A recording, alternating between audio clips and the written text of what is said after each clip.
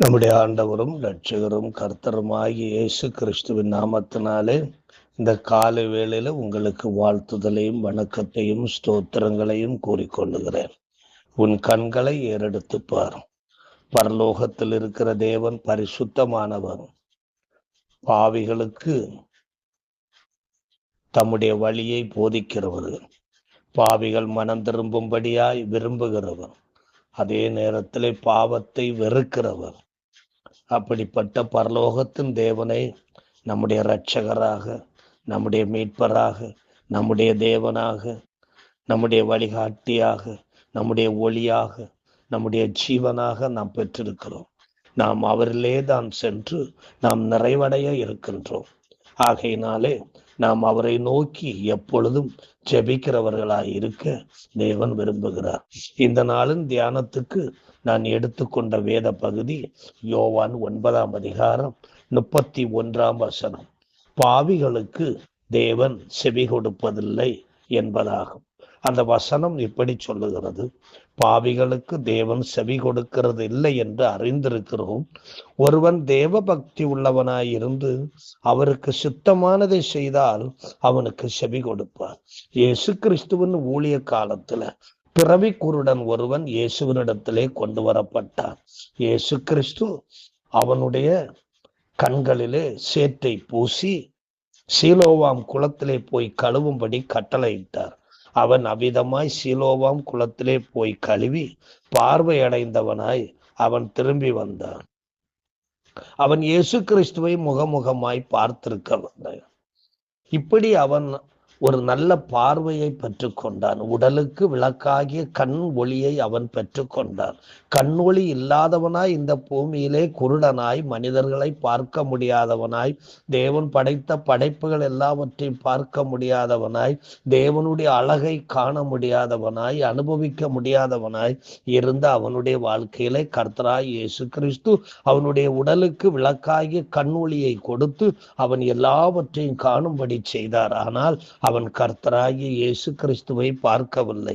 அவருடைய சத்தத்தை கேட்டான், அவருடைய கையின் தொடுதலை உணர்ந்தான், அவர் சொன்ன கட்டளைகளை ஏற்றுக்கொண்டான், அதன்படி செய்தான், கண்ணொளி பெற்றான். ஆனால் அவன் இயேசு கிறிஸ்துவை பார்க்கவில்லை. அப்பொழுது அந்த பகுதியில் இருந்த சமய தலைவர்கள் எல்லாரும் வந்து, நீ பிறவி குருடனாய் பிறந்தவன் அல்லவா, உனக்கு கண்ணொளி எப்படி கிடைத்தது என்று கேட்டார்கள். அப்பொழுது அவன் சொல்லுகிறான், 11ஆம் வசனத்திலே யோவான் 9ஆம் அதிகாரம், இயேசு என்னப்பட்ட ஒருவர் சேறுண்டாக்கி என் கண்களின் மேல் பூசி, நீ போய் சீலோவாம் குளத்திலே கழுவு என்றார். அப்படியே நான் போய் கழுவி பார்வை அடைந்தேன் என்று சொல்லுகிறான்.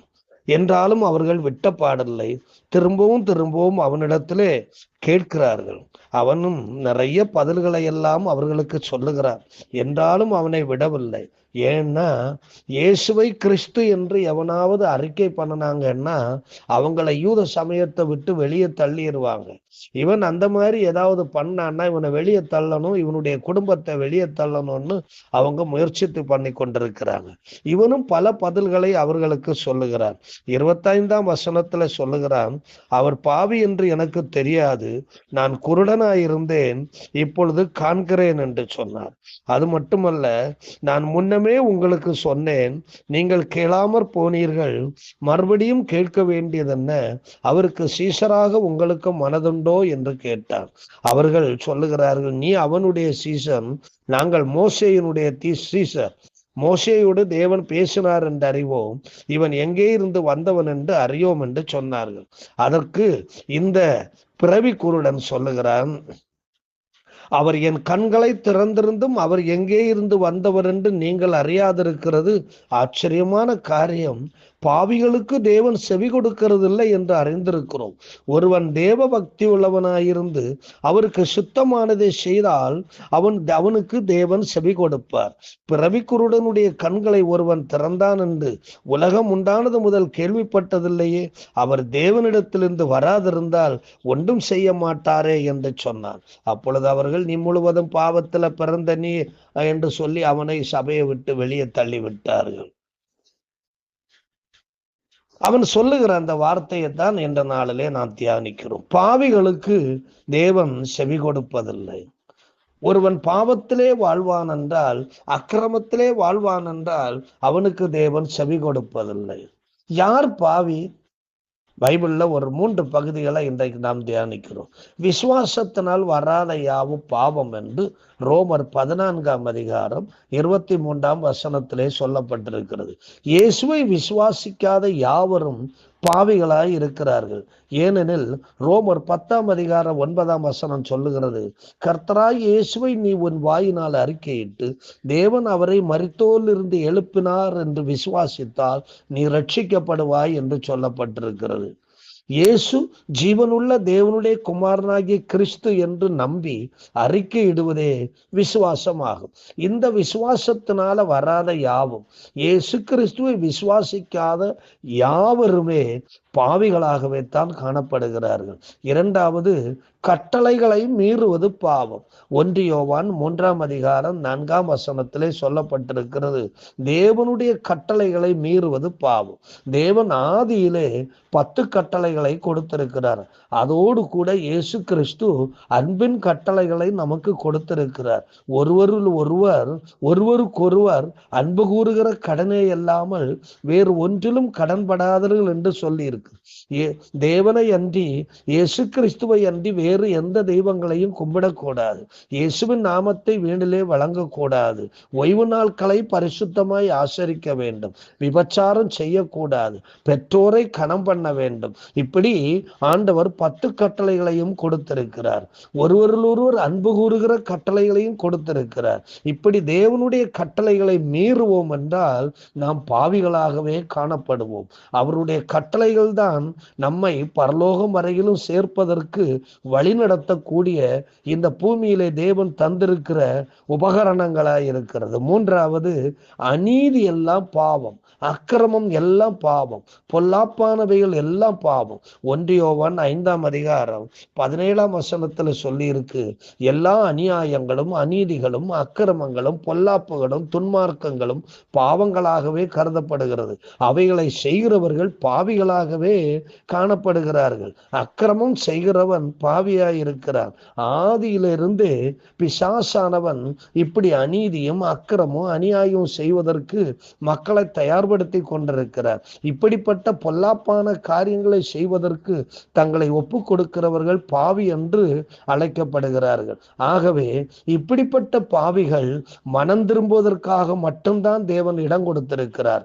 மற்றபடி அவர்கள் இந்த பூமியிலே அது வேண்டும் இது வேண்டும், எங்களுக்கு வீடு வேண்டும், காடு வேண்டும், எங்களுக்கு நாங்க நன்றாய் இருக்க வேண்டும் என்று ஜெபிக்கிற ஜெபங்களுக்கெல்லாம் தேவன் செவி கொடுப்பதில்லை. இத்தகைய பாவங்களை செய்கிறவர்கள் பாவிகளாவார்கள். பாவிகளுக்கு தேவன் செவி கொடுப்பதில்லை. நீதிமொழிகள் 1ஆம் அதிகாரம் 24 முதல் 33 வரை உள்ள வசனங்களை வாசிக்கும் பொழுது, நான் கூப்பிட்டும் இந்த பாவிகள் கூப்பிட்டும், நீங்கள் இந்த பாவிகள் ஆண்டவரை நோக்கி கூப்பிடுகிறார்கள். ஆண்டவர் சொல்லுகிறார், நான் உங்களை கூப்பிட்டு நீங்கள் கேட்க மாட்டோம் என்கிறீங்க. நான் என் கையை நீட்டி கவனிக்கிறவன் ஒருவனும் இல்லை. என் ஆலோசனையெல்லாம் நீங்கள் தள்ளி என் கடிந்து கொள்ளுதலை வெறுத்தீர்கள். ஆகையால் நானும் உங்கள் ஆபத்து காலத்தில் நகைத்து நீங்கள் பயப்படும் காரியம் வரும்போது ஆகடியம் பண்ணுவேன். நீங்கள் பயப்படும் காரியம் புசல் போல் வரும்போதும் ஆபத்து சூறாவளி போல் உங்களுக்கு நேரிடும் போது நெருக்கமும் இடுக்கணும் உங்கள் மேல் வரும்போதும் ஆகடியம் பண்ணுவேன். அப்பொழுது அவர்கள் என்னை நோக்கி கூப்பிடுவார்கள், நான் மறு உத்தரவு கொடுக்க மாட்டேன். அவர்கள் அதிகாலையில் என்னை தேடுவார்கள், என்னை காண மாட்டார்கள். அவர்கள் அறிவை வெறுத்தார்கள், கர்த்தருக்கு பயப்படுதலை தெரிந்து கொள்ளாமற் போனார்கள். என் ஆலோசனை அவர்கள் விரும்பவில்லை, என் கடிந்து கொள்ளுதலை எல்லாம் அசட்டை பண்ணினார்கள். ஆகையால் அவர்கள் தங்கள் வழியின் பலனை புசிப்பார்கள், தங்கள் யோசனைகளினால் திருப்தி அடைவார்கள். பேதைகளின் மாறுபாடு அவர்களை கொல்லும், மூடரின் நிர்வசாரம் அவர்களை அழிக்கும். சொல்லிட்டு ஆண்டவர் அவர் சொல்லுகிறாரு, எனக்கு செவி கொடுக்கிறவன் எவனோ அவன் விக்கினமின்றி வாசம் பண்ணி ஆபத்துக்கு பயப்படாமல் அமைதியாய் இருப்பான். ஆகவே அவரது கட்டளையில் கீழ்ப்படிந்து அதன்படி நாம் செபிக்க வேண்டும். யோவான் 15ஆம் அதிகாரம் 7ஆம் வசனத்துல இயேசு கிறிஸ்து அழகா சொல்லுகிறார், நீங்கள் என்னிலும் என் வார்த்தைகள் உங்களிலும் நிலைத்திருந்தால் நீங்கள் கேட்டுக்கொள்வது எதுவோ அது உங்களுக்கு செய்யப்படும். அன்பு நிறைந்த ஆண்டவரே, இந்த காலை வேளையில உம்மை நன்றியோடு ஸ்தோத்தரிக்கிறோம்.